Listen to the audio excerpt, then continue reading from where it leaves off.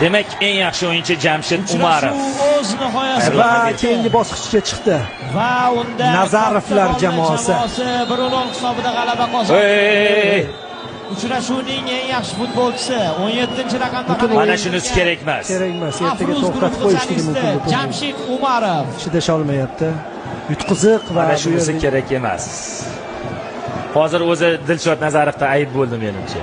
Yo, gap bu yerda Dilshod emas, bu yerda Ozod edi, keyin bunaqa qilib baribir. Ozodmidi? Ko'pchilik borgan Ozodmidi edi. Bunaqa munosabatda bo'lishlari bu mardning ishi emas, mana ajratib olishyapti.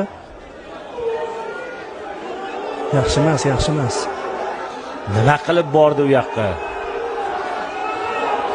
To'xtatish kerak bu narsani. Bu turnirni to'xtatishga olib keladi Murod aka. Ha.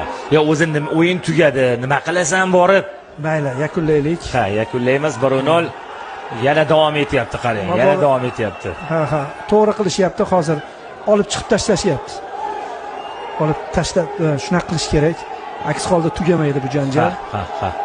Bo'ldi, chiqarib uni bekitish kerak. Milliy gvardiya xodimlari iltimos qaranglar. Qana, chidaganga chiqarganda. Yutqizganga ham, yutganga ham shu gapni. Demakki, Jamshid Umarov